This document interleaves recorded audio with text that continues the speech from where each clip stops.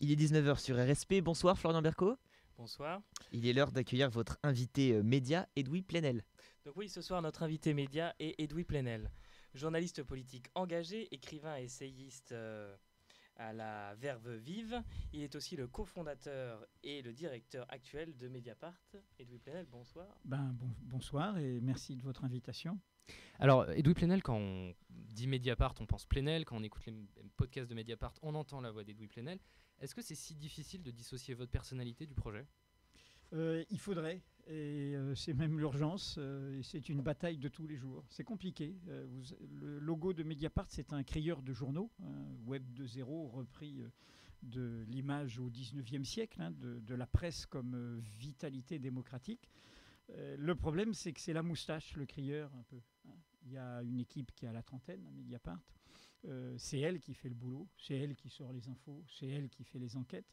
Moi, je suis le porte-drapeau, le crieur de journaux, celui qui bat les estrades un petit peu. Et je leur dis tous les jours, je viens mine de rien de passer le cap des 60 ans. Je dis mine de rien parce que je ne me teins pas les cheveux, mais le hasard génétique fait que je ne suis pas avec des cheveux de mon âge. Mais voilà, donc l'urgence, c'est cela. Je suis d'accord avec vous, c'est un problème. J'aimerais que Mediapart soit compris, entendu, senti comme la réalité de ce que c'est. Un laboratoire où s'invente la presse de demain est fait par une équipe qui a globalement 30 ans, 35 ans, 28 ans. C'est eux qui font le journal. Le style Mediapart, c'est également la révélation de scandales, si je peux me permettre. Scandale de Sciences Po, l'affaire Bettencourt. Est-ce qu'il y a un besoin de scandale pour survivre dans le journalisme actuel ? Non, il y a un principe que j'ai toujours défendu dans ce métier depuis 35 ans. C'est que c'est l'événement, l'information, la révélation qui réveille la démocratie. Je ne crois pas qu'en étant dans l'univers du même, du semblable, du répétitif, tout ce que vous entendez, ce que Nietzsche appelait le fracas. Le fracas, c'est le faux événement, c'est ce bruit médiatique. Regardez ce qu'on nous fait avec l'islam tous les jours actuellement, comme si c'était notre problème central, comme si c'était ça notre obsession. Alors face à ce fracas médiatique, notre responsabilité démocratique comme journaliste et comme citoyen, parce que le journalisme prend sa légitimité de la démocratie, eh bien, c'est d'apporter des événements qui nous font bouger. Comment vous bougez ? Comment vous changez d'opinion ? Comment vous vous dites, quand vous étiez un militant socialiste des années 80, quand même il y a des problèmes, il y a une part d'ombre, il y a de la corruption. Parce que vous avez des faits qu'un emmerdeur comme Edoui Plenel vous apporte. Eh bien, c'est utile, parce qu'on ne pense, on ne bouge qu'en pensant contre soi-même, qu'en étant bousculé par des informations inédites. La vitalité d'une presse, et je dis ça par rapport à votre question qui est au cœur d'un vrai problème de culture démocratique en France, dans l'attitude des responsables. J'ai été très déçu de voir qu'un ministre socialiste tout récemment, alors que Mediapart fait ce que nous avons toujours fait, vient lui poser des questions désagréables, avec des faits, des documents. Et au lieu de dire, je vous réponds, je vous explique, c'est des pécadilles, c'est rien, j'ai payé, tout ça est ridicule, mais voilà, j'ai pas de problème. Envoie bouler le journaliste de Mediapart en disant on se verra au tribunal et comme ça je connaîtrai vos sources. Dans un gouvernement qui est chargé normalement de faire une loi nouvelle pour protéger les sources. Qu'est-ce que ça dit ? C'est pas le ministre qui m'importe là, c'est la question de la culture démocratique. Accepter cette idée de l'interpellation, de l'élément de désordre du journalisme en tant que désordre créateur. Et donc, quand vous m'interrogez sur des scandales, moi je ne dis pas des scandales, je dis des informations d'intérêt public. Oui, montrer qu'il y avait une cavalerie à Sciences Po, et le montrer dès 2008-2009, avant que finalement tout Sciences Po s'en rende compte à cause d'un accident malheureux qui fait que son directeur est décédé, eh bien c'était d'utilité publique, et il aurait fallu s'en emparer plus tôt. Révéler l'envers du monde d'une classe dominante qui viole la loi, qui considère qu'il faut en comparution immédiate, le petit de 4 mois ferme pour des petits incidents, etc. Et cela, pas d'excuse. Et en revanche, violer la loi, les paradis fiscaux, l'évasion fiscale, comme un sport national.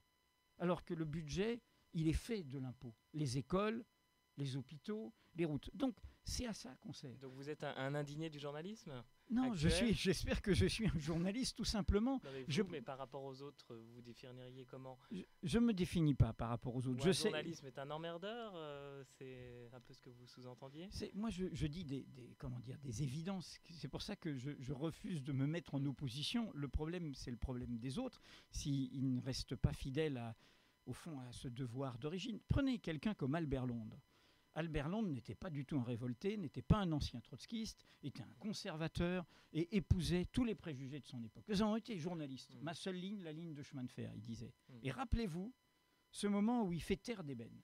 C'est un petit Français convaincu que la France, elle est l'universel. Et il va dans l'Afrique occidentale française et il découvre le travail forcé et il découvre la violation des principes des droits de l'homme par la France coloniale. Il l'écrit. Et il l'écrit dans le petit journal. Ça fait monter, c'était la vedette, ça fait monter les tirages. C'est un scoop, c'est un scandale. Tout le parti colonial lui tombe dessus. Le traite de tous les noms. Il le dit, on m'a traité de nègre, on m'a traité de juif, on m'a traité de sans-patrie, on m'a traité de traite à sa patrie, on m'a traité de moins que rien. Il le dit. Et il le dit quand il publie ses reportages en livre. Et c'est là qu'il a cette formule. Et vous êtes le quatrième pouvoir, vous, la presse, le journal. Et cette formule, c'est notre métier n'est pas de faire plaisir, non plus de faire du tort, il est de porter la plume dans la plaie. C'est à ça que ça sert un journaliste et vous devriez vous-même le penser. Mais on a envie de vous demander jusqu'où doit aller le journalisme. On se souvient de la fameuse affaire des quotas en équipe de France et des binationaux. Est-ce que le journalisme a le droit d'entrer dans les salles de réunion lors des réunions plus ou moins privées de la Fédération française de football? Bien sûr, il a le droit si c'est d'intérêt public. Qu'est-ce que vous avez voulu dire par cet article? En remontrant les propos, mais qu'est-ce qu'il y avait derrière? En montrant ce plafond de verre qu'il y a dans notre société, qui fait qu'on voit des personnes, non pas pour leur talent, non pas pour ce qu'elles sont, mais pour leur origine. Et on se dit, tiens, est-ce qu'on se dit que dans une équipe de foot, il y a trop de Bretons? Non, on se dit jamais. Mais il n'y a pas d'équipe nationale bretonne. Non, mais attendez, les Bretons, c'est une histoire, et puis ils ont été colonisés, ils ont été immigrés, la Seine-Saint-Denis était un département breton. Est-ce que la France doit... Mais la France, elle est ce qu'elle est, quelle que soit sa couleur de peau. Non, c'était pas la question, le problème, c'était que les joueurs en question étaient binationaux, c'était pas leur couleur de peau. Non, ils n'étaient pas binationaux, c'était des jeunes de 12 ans. Nos infos étaient très précises. Elles racontaient comment, sous le soupçon de l'histoire de leurs parents, de leur origine, et donc de leur apparence, voire de leur religion, puisque vous savez que les professionnels de foot, ça se forme à partir de l'adolescence, il y avait le soupçon qu'un jour, s'il n'était pas pris en sélection nationale, il serait pris dans d'autres pays. Mais comme des étudiants, sur cette ségrégation qui sont en France, vont un jour au Québec, parce que le plafond de verre fonctionne. Donc ces révélations étaient totalement d'intérêt public. Et d'ailleurs, le rapport de M. Braouzek, député à l'époque de Seine-Saint-Denis, nous en a donné totalement acte. Ça a été balayé par l'info mondiale sur la mort de Ben Laden. Mais nous avions gagné sur ces informations. Ces informations étaient d'intérêt public. Rendez-vous compte que nous avons un ministre de l'Intérieur, et c'est encore dans le livre sur la campagne de François Hollande, dans un petit dialogue que personne n'a relevé, qui n'a aucun problème à, par réflexe, parler de Blacos ou de Blancos. Il y a un échange entre François Hollande et lui sur le meeting de l'Entre-deux-Tours. Ah, est-ce qu'on devrait là? Alors on prend, oui, il faudrait aller dans un endroit populaire, on prend la ligne du RER, etc. Et là, le futur président, oui, malheureusement, on risque de ne rencontrer il laisse la phrase en suspension, que des Blacos, dit Manuel Valls. Et le président dit, oui, c'est vrai qu'il n'y a pas de petits blancs. Qu'est-ce que c'est que cette façon, au XXIe siècle, dans un pays qui a une longue histoire coloniale, faite de relations au monde? Et aux États-Unis, les gens qui font les racial studies, ils sont totalement étonnés quand ils vont voir un restaurant français et qu'ils voient que le menu est mis avec un petit black caricaturé comme dans Yabon Banania. Il y a des études qui ont été faites. C'est-à-dire qu'il y a quelque chose il faut tordre le cou à ça. Il faut tordre le cou. Rendez-vous compte, nous sommes quand même dans un pays où aujourd'hui, des gens très distingués, des intellectuels, parce que je ne crois pas au racisme d'en bas. Il y a des problèmes toujours, problèmes entre pauvres. Il y a des problèmes entre difficultés, etc. Il y a toujours eu. Mais le pays n'est pas profondément raciste. Il l'a d'ailleurs montré pendant la guerre par le nombre de juifs qui ont été sauvés par le peuple. En revanche, il y a un racisme des élites. Il y a un racisme bontain. Et c'est celui-là qui m'inquiète. C'est celui de Richard Millet ou de Renaud Camus. J'étais à Sciences Po pour faire face aux défenseurs de Renaud Camus, qui aujourd'hui votent, et il était soutenu par beaucoup d'élites de Sciences Po, qui y compris enseignent toujours à Sciences Po, les amis de Renaud Camus. Monsieur qui pense que maintenant que nous ne colonisons plus le monde, où il n'y avait pas de problème à aller s'imposer à d'autres peuples par la guerre, et aujourd'hui qu'il y a des peuples qui bougent pacifiquement, il craint Lui, il se déplaçait sans problème pour les dominer. Mais maintenant, il craint d'être remplacé. C'est ce qu'il appelle le grand remplacement. Et il a repris ce terme, qui est repris par Marine Le Pen. Il a soutenu Marine Le Pen. Et qu'est-ce que c'est que ce racisme bon enfant, soi-disant, qui dit le multiculturalisme? Par exemple, ça, c'est l'euphémisme de ce racisme. Dire, le problème, c'est le multiculturalisme. Oui, bien sûr, on est multiculturel, comme disait mon grand ami Édouard Glissant, ce grand poète. On est fait d'identité-relation. Il n'y a pas d'identité à racine unique. On est tous faits de ça. Le problème de notre pays aujourd'hui, c'est de ne pas avoir des élites qui aient l'imaginaire de cela. Alors, elles ont, comme quand on fait un peu des œuvres de charité, elles ont à côté, on fait des promotions, on fait des aides. Mais l'idée de simplement assumer ce qu'est ce pays, dans sa vitalité, dans ses forces. L'arrivée de la gauche au pouvoir n'augure rien de bon, en fait. L'arrivée de la gauche, c'est notre affaire. J'ai soutenu cette arrivée. J'ai combattu un pouvoir de droite extrême. J'ai aidé cette gauche à gagner par nos révélations. Et je pense toujours que ce mouvement est en cours. Néanmoins, je suis journaliste et je suis obligé de regarder les faits. Les faits, c'est que je suis surpris. Je suis surpris par la lenteur. Non pas la lenteur sur les problèmes sociaux européens, je m'attendais à ces difficultés, à ces contradictions, à ces nuances. Mais quand même, il y a beaucoup de choses qui ne coûtent pas d'argent et qui rapportent gros. Le débat démocratique, pour toi, est-il confisqué par une commission Jospin au lieu d'être à l'Assemblée nationale sur les institutions? Les contrôles aux faciès dont on parlait, scoop de Mediapart, les contrôles aux faciès, en même temps que dans le New York Times, une étude du CNRS financée par Open Society, la fondation de Soros, pour montrer que le contrôle aux faciès est une réalité. Grande promesse de la campagne. Abandon. Pourquoi l'abandon? Excusez-moi, vous avez dit que c'était que vous aviez aidé à faire battre le gouvernement de Sarkozy. Est-ce que justement c'est le rôle d'un journaliste d'aider à faire tomber un gouvernement? C'est le rôle d'un journaliste de dire clairement et loyalement à un moment quel est le danger pour un pays. On a tout à fait le droit... Non, mais là, vous avez dit que vous aviez fait tomber un gouvernement et que vous aviez soutenu un autre gouvernement. Non, j'ai dit que nous avons été loyaux. J'ai dit que nous avons soutenu l'alternance, bien sûr, et sans aucune gêne.